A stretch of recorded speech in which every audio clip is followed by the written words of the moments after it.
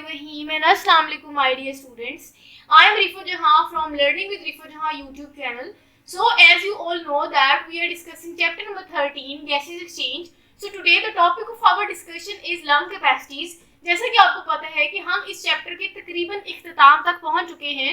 तो आपको मैं एक खुशखबरी दे दूं. वो खुशखबरी ये है कि ये जो टॉपिक है ये हमारा सेकंड लास्ट टॉपिक है इस चैप्टर का, और इसके बाद हम एक और टॉपिक डिस्कस करेंगे जो कि डाइविंग रिफ्लेक्स है. उसके बाद हमारा ये चैप्टर खत्म हो जाएगा. लेकिन अगर मैं आपको लेक्चर वीडियोस बताऊं तो ये हमारी थर्ड लास्ट लेक्चर वीडियो है. इसके बाद हम एक और टॉपिक डिस्कस करेंगे जो कि डाइविंग रिफ्लेक्स है. उसके बाद मैं क्या करूंगी कि इस पूरे चैप्टर के जितने भी इंपॉर्टेंट एमसीक्यूज होंगे वो मैं एक लेक्चर वीडियो में आपके साथ शेयर करूंगी. जिसके बाद इस पूरे चैप्टर रिलेटेड जितने भी इंपॉर्टेंट एमसीक्यूज पूछे जा सकते हैं ना पेपर में, उसकी आपकी तैयारी हो जाएगी. ठीक है. सो आपको समझ आ गई कि आज हमने क्या पढ़ना है, आगे हम क्या पढ़ेंगे, और ये आपके माइंड में स्केच बन गया होगा. ठीक है. एक इंटरेस्टिंग सी बात बता दूं, वो ये कि ये जो टॉपिक है ना ये बहुत इंटरेस्टिंग है, आसान सा है, कोई मुश्किल नहीं है, कोई लंबा नहीं है, छोटू सा टॉपिक है. हाँ, इस टॉपिक में एमसीक्यू जरूर पूछे जा सकते हैं क्योंकि इनमें नंबर्स काफी हैं, और इंटरेस्टिंग इसलिए क्योंकि बहुत ही सिंपल सी बातें हैं. अच्छा, अब टॉपिक देखते हैं, वो है लंग कैपेसिटीज. आप ना जरा इस टॉपिक को समझें और आप अपने माइंड में तुक्का मारें कि इस टॉपिक में बेसिकली हम डिस्कस क्या करेंगे. ठीक है. लंग कैपेसिटीज, कैपेसिटीज का मतलब होता है कि भाई ये कितनी कैपेसिटी है, इसकी कैपेसिटी क्या है, मतलब इसकी लिमिट क्या है. अब लंग्स का आपको पता है काम ये होता है कि इन्होंने एयर को लेना होता है, उसमें से ऑक्सीजन को लेना होता है, कार्बन डाइऑक्साइड को जो है वो बॉडी से खारिज कर देते हैं.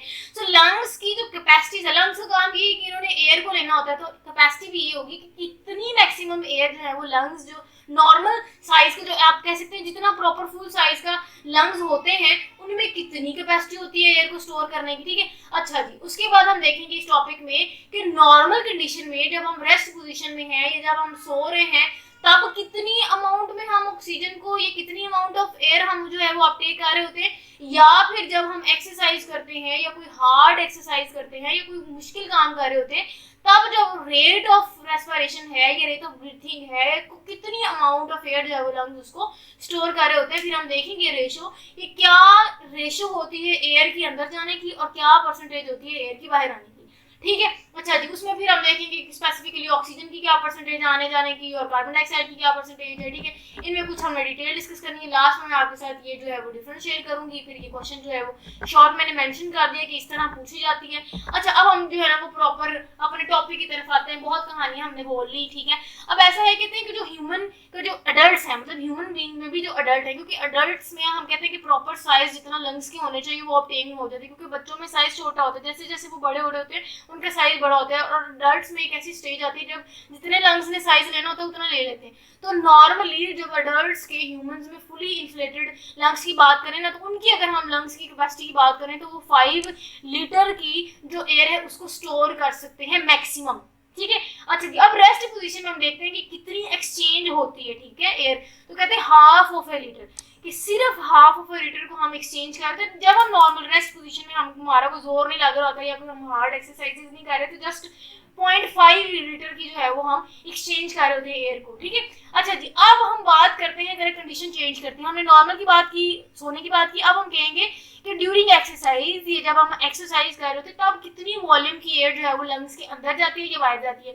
तो कहते हैं कि 3.5 लीटर की जो ऑक्सीजन है, ये स्पेसिफिकली जो एयर है उसको हम जो है वो एक्सपेल आउट कर रहे होते हैं. ठीक है.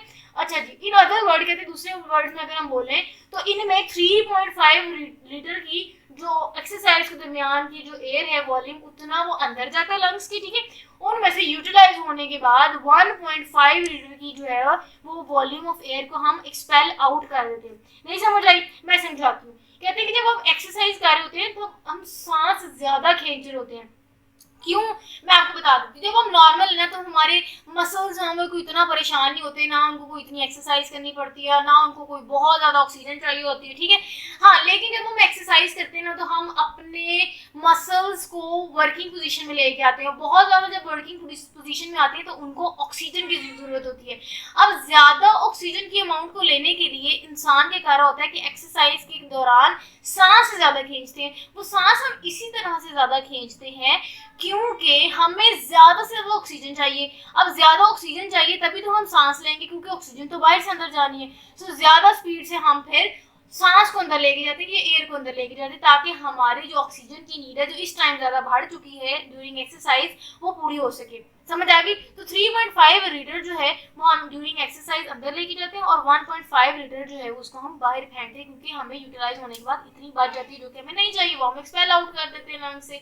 अच्छा जी, उसके बाद कहते हैं कि अब हमें जस्ट टाइम देखना है कि पर मिनट मतलब रेट देखना है कि 1 मिनट में जब हम रेस्ट पोजीशन में बैठे हैं तब हम कितनी बार जो है वो इनहेल और एक्सहेल कर रहे होते हैं। नहीं यकीन तो आपने जो है वो बैठ के आप इसको कैलकुलेट भी कर सकते हैं। ठीक है, चलेंगे टास्क के आप कैलकुलेट करके अपना अमाउंट बताइएगा कि रेस्ट पोजीशन में आपके कितने जो है वो टाइम में आपने इनहेल और एक्सहेल किया 1 मिनट में। ठीक है, अच्छा जी, मैं बताऊँ तो अभी मैं क्योंकि बोल रही हूँ तो थोड़ी सी मेरी एफर्ट लग रही है, तो मेरा अभी थोड़ा ब्रीथिंग रेट आपसे थोड़ा ज्यादा होगा, तो मेरी जो है वो अमाउंट थोड़ी आपसे डिफरेंट होगी। अच्छा जी, उसके बाद कहते हैं कि रेस्ट पोजीशन में ना नॉर्मली हम 1 मिनट में 15 से 20 बार सांस को अंदर बाहर फेंकते हैं। कितना? 15 से 20 बार। और एक्सरसाइज के दौरान हम ब्रीथिंग को ज्यादा रेट बढ़ा देते हैं। ब्रीथिंग का जब रेट बढ़ता है तो हम 1 मिनट में 30 टाइम्स जो है वो सांस लेते हैं या हम इनहेल और एक्सहेल कर रहे होते हैं।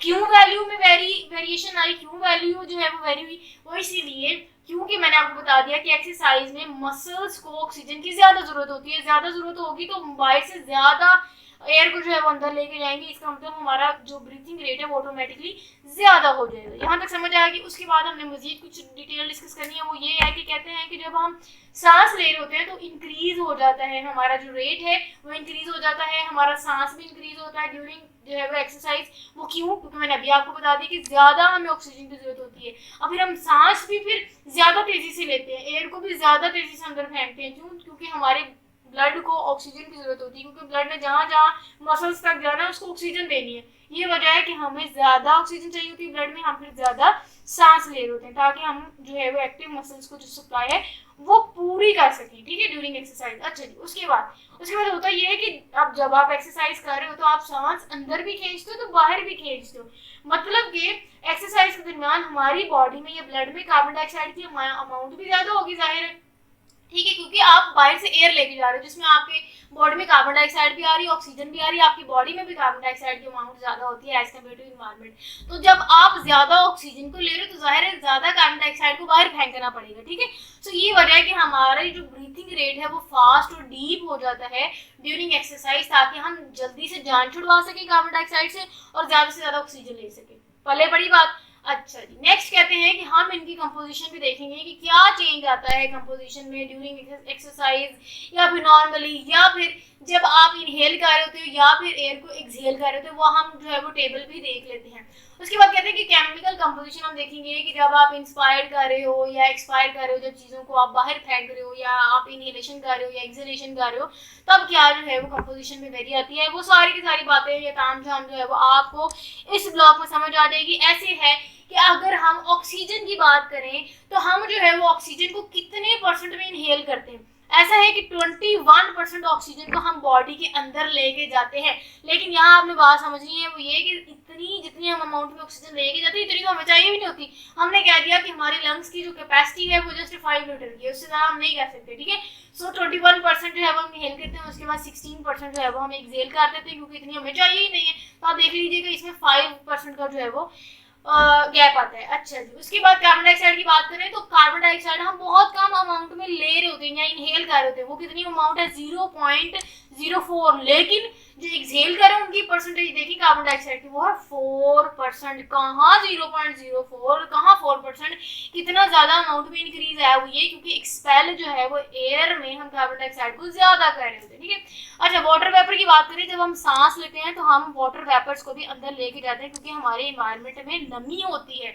अब जैसे ही हम वाटर वेपर्स को लेके जाते हैं, कितने परसेंट हम नहीं बता सकते भाई, ये इन्वायरमेंट टू इन्वायरमेंट वेरी करती है। अब आप नमी वाले इन्वायरमेंट में हैं तब की जो अमाउंट होगी वो परसेंटेज और होगी, आप किसी हार्श इन्वायरमेंट में रह रहे हैं, खुश्की वाले इन्वायरमेंट में रह रहे हैं तो उसकी परसेंटेज और होगी।